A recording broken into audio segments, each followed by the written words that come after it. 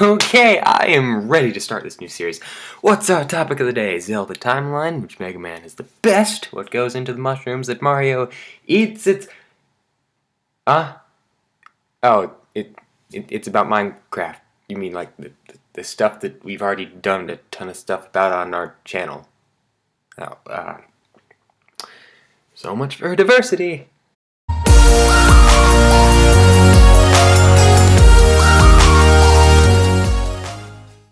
Hello there to all you troopas out there. Welcome to the new series that I have no clue where to go from here. Koopa Conspiracy. That alliteration, but not that letter. A show that is sort of like game theory. If you've ever seen that, Pat, I freaking love your work. But instead of using just math and the logic, we examine everything and make it close to reality, most of the time using history, as we will use today. And what are we covering today in our first episode? I think you can guess, because number one, you've already seen the title, and number two, the intro. But that's a great question that I'm sure you really know the answer to. One thing that I've always wondered whenever I'm playing Minecraft is where it takes place. And I know you're immediately thinking, it's an endless world, so it can't really take place anywhere because nothing's really ever expanding except for the universe and space. But I tell you this, if you take out of the equation that it's completely, ever expanding, I can actually give you an answer. So, let's dig in. First, we want to know when Minecraft happens. And thankfully, thanks to history, we can actually figure that out by looking at what sort of indigenous life and events are taking place during this time period. And we can use this to further complement what we get later for where, given events that happen during this time period. So we look into the mobs, horses, pigs, cows, and we look into vegetation like pumpkins, potatoes, and sugarcane. And what do we find out? Well, let's go back to 10th grade history, or earlier, to the Columbian Exchange. I love this exchange, even though it was only the name for the first time around, and then it became triangular trade with slaves, and I don't want to talk about that. But anyway, so if we're taking a look at this diagram about the Columbian Exchange, we notice a few things right off the bat. Cows, pigs, horses, and sheep came from the old world to the new world. Okay, so that means we're either looking at a time period where it could be anywhere in the world after the first instances of the Columbian Exchange and triangular trade take place, or we're looking at just the old world. Well, then we go to the other side, and what do we see? We see pumpkins, and we see potatoes. And yes, potatoes, that is a very strong argument because of the Irish potato famine that happens years later because the Irish love their potatoes, but let's not get into that. And so, what we know that Minecraft has to take place once these two cultures, like huge cultures of the new and old worlds, have mixed and exchanged ideas and trade. We know because of the potatoes that are grown in villages, pumpkins that we can find in the wild, and all the animals we can find out in the wild, that Minecraft has to take place, at the very least, the furthest back would probably be around the early 1500s. So once we have those two things figured out, we know that Minecraft has to take place in the entire world. We have this entire world that doesn't really help us that much as far as what region, but we do know that it takes place after the first incident of the Columbian Exchange and while triangular trade is still going on, because the amount of vegetation that is there wildly, like pumpkins, that can't happen over like the course of a few years, especially with the amount that we see them. We don't see them super prominent, which means it's probably closer to the beginning of the Columbian Exchange and triangular trade than we think. So, then we look at the other vegetation. Sugarcane. Sugarcane is one of the first cash crops that was in Middle America. Plantation owners had huge plantations that would grow just sugarcane, and they needed a ton of labor. So most often, they would get Native Americans to be slaves on the sugarcane farms, and they would die because slavery is bad and it was just horrible, and they overworked them. So, is it really that much of a stretch to say that perhaps a sugarcane farm got abandoned and spread? And that brings us to one of our most compelling arguments, where I can now tell you where Minecraft takes place. By looking at the biomes, we know Minecraft takes place in the New World exclusively. It does not go over to Europe at all. Not at all. So, how do we know this? Well, it's actually sort of simple. We look at the diversity around Europe and Asia, and we notice that a few things are missing. There's no real, surplus of jungles. No surplus of jungles. And just a lot of the biomes aren't there. Now, to be fair, mesobiomes, they're really, really rare in the world. They're rare in-game, too. And I don't really know of any in that area. I'm sure there are, because there's got to be some messes somewhere. Now, I'm pretty sure messes don't have much different color clay, but who cares about all that?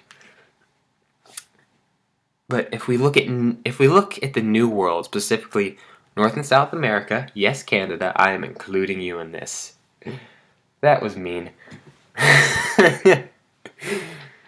So, if we look at North and South America, we see the diversity in biomes to be so great. We look at jungles in the Amazon rainforests. In rainforests and jungles, I'm comparing here. We look at deserts around the Arizona, New Mexico area of the United States, as well as other areas. We look at all the colder biomes up near Canada, northern Canada, and a little bit up into Alaska. Alaska's no picnic either for warm weather. And we look at all the common ones, flower forest biomes, just forest biomes, birchwood forest biomes. And we look at all that, and I mean, it's just sort of common. We look at plains, and you have the Great Plains that expands across the whole Midwest of the continental United States. And we even have somewhat of a mesa where the Grand Canyon is. And I know I'm looking a lot at America, but I'm trying to get other areas as well, I promise. You can go down to South America and see other things like that. Now, the one flaw that might be in here is I couldn't really find a savanna biome, but to be fair, those are found mostly near the equator, and since the equator runs towards the northern part of South America, it doesn't really seem that illogical. And I mean, you also have like beaches and stone beaches and all those common ones. But, I mean, it works. It works in our theory perfectly. Speaking of all these biomes and stuff, have you ever noticed what biomes the villagers are in? The two that namely come to mind is that they're in specifically plains and deserts. And why do they look so different from the player? In our time period, we have perfect sense for this. When the European explorers first arrived in the New World, they noticed the Native Americans, and they said they didn't look like us. They didn't look or act like us. I mean, they called them savages, which we all know now is not really true. So, is it really that much of a stretch to say the villagers look so much different from the player, which we're using a model of Steve as just our player, Steve and Alex? Is it really that much of a difference to say they look different from us? Perhaps Steve and Alex are European explorers. It fits in our time period perfectly, and we even look at what the villagers are growing. They don't grow corn, a Native American crop, until you do your research and find out your teachers have been lying to you for the entire time of about your schooling. Native Americans didn't grow corn. Remember, potatoes came from the New World. Potatoes are found in villages. That means they've had it. And this exchange also does stuff, so we have like carrots and wheat that could have come over. Because wheat was good in like the breadbasket colonies and the middle colonies up in colonial America. And notice the main function of villagers. They trade. Oh my gosh, they trade. What did Native Americans do with the colonists? They traded. You know, when they weren't trying to, like, murder their faces and say, "No, get off our land, I did not have this accent." And you look at the currency, it's emeralds. Okay, emeralds, there's no real connection here. Native Americans, they had some gold and silver, which is what the European explorers were mainly after, And notice you can trade for like iron and gold. But perhaps emeralds are like a Native American currency. I mean, that makes sense, right? All societies have to have like a currency. I mean, all the values like a US dollar or an English pound or the euro in Europe, they all hold value to gold or silver that a country has or a country's share. So it would make sense for emeralds to be the Native Americans or villagers trading currency. Now we look at other generated structures like temples and witch huts, where some more really strong arguments come into play. So we have 3 temples: ocean temples, desert temples, jungle temples. Of those, 2 make sense, one more than the other. The other doesn't really have any connection that's significant. Desert temples don't really have that connection with the New World. They're like pyramid-based. You think of pyramids, you think of Egypt. And Egypt and the area around it just doesn't have that sort of diversity of biomes for this theory to support it. However, it is possible that some of the Native Americans living in like New Mexico, Arizona, they could have made sand structures. It did say that they made villages out of, stone. Now, sandstone and stone, there's a difference, but I mean, it can somewhat be overlooked. Now we look at ocean temples. Ocean temples, okay, you have guardians, you have elder guardians. They're fish, they don't exist. Meh, no support, right? Wrong. What does this remind you of? The architecture reminds you of Atlantis, a myth that's been around for ages. And much less you look at the mobs that are there, they look just like sea monsters. They could be perfect sea monsters that sailors would be afraid of. And they're only found in deep ocean, meaning the area between Europe and the New World, or Africa and the New World. So this makes perfect sense that you would have these sea monsters that sailors didn't want to run into. Now, I guess the little laser beam thingy's sort of out of the question, but meh. Then we look at jungle temples, something where you again have to go back to the Native Americans and villagers. Going down to Mexico, where we have like the Mayans, the Incans, and what we're going to focus on right now, the Aztecs. The Aztecs were a highly advanced civilization until diseases and conquistadors came in and sort of delinquished their numbers. Not to mention thinking that they were gods and giving them all their gold, and then the Spanish sort of didn't like them after that because they got their gold, and that was the Spanish way back then. But whatever. We look at these jungle temples, and it's advanced. It has redstone, which is a flaw here. We have that flaw of redstone, but I'll get to that entirely later. But the Aztecs were an advanced civilization, as I said earlier, and honestly, the structure and the location makes it nice. It makes it very nice.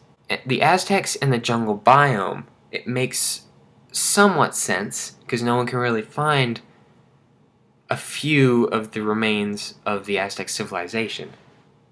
There's some parts that still remain lost. What if these jungle temples are abandoned parts of the Aztec Empire? This could make complete sense as you have that treasure that's there that the conquistadors sought. You have like the diamonds and the gold, you have traps. You even have traps. Like, this is just perfect for an advanced civilization that's trying to protect something that's theirs. So now we look at witch huts, where we're going to get a little bit away from Native Americans and more towards those crazy colonists in Massachusetts. Yes, that's right, I'm talking about that one subject that your U.S. history teacher is going to kill, the Salem witch trials. Or at least I hope they don't, because that was an interesting time. So if we look at witch huts, number one, it confirms that there's witches in-game.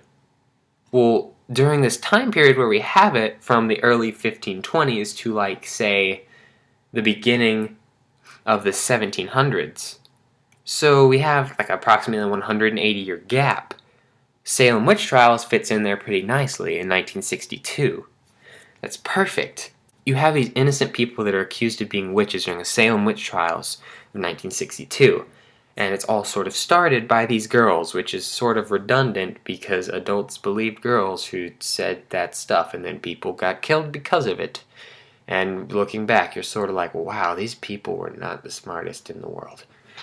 But what you can see from Minecraft is that these witches live isolated. They live in swamps where there's lots of vegetation and where they can stay hidden. That matches perfectly with everything that we need. These can be witches that are in hiding, waiting to come out.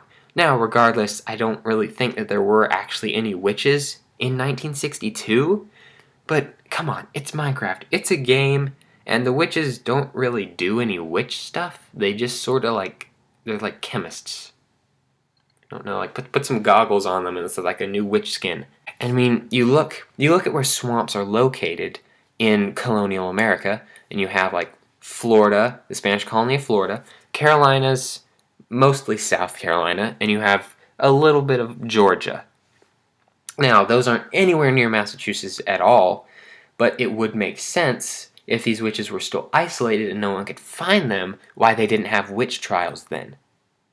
Keep in mind that you also never find a witch hut near a village. So all this research stuff is great, and I'm pretty sure that I might have even made you question whether this is true or not. But looking at some of these flaws, even some of the flaws have good evidence behind them. One of the major flaws? Music discs. When were they invented? 1877. So far in the future from our current timeline. However, I did find out from a friend that there's actually an explanation for this. Ted helped me and said, hey, that's actually not so far off. There's actually a sort of, it's like a clay pot that when spun around like a record, yes, that's like a record, like for you youngins, it's like a little black disc with like a little color thing. I don't know why I'm saying youngins, because I don't know. But you just spin it around and it's supposed to make music.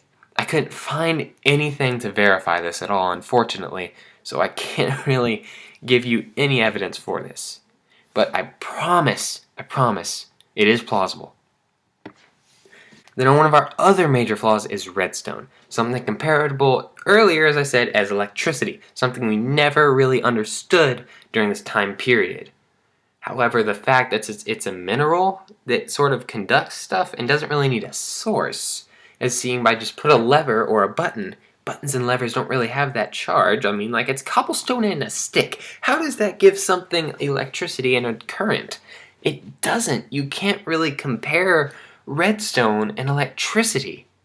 Perhaps it's equal to something else, which could be covered in a later video.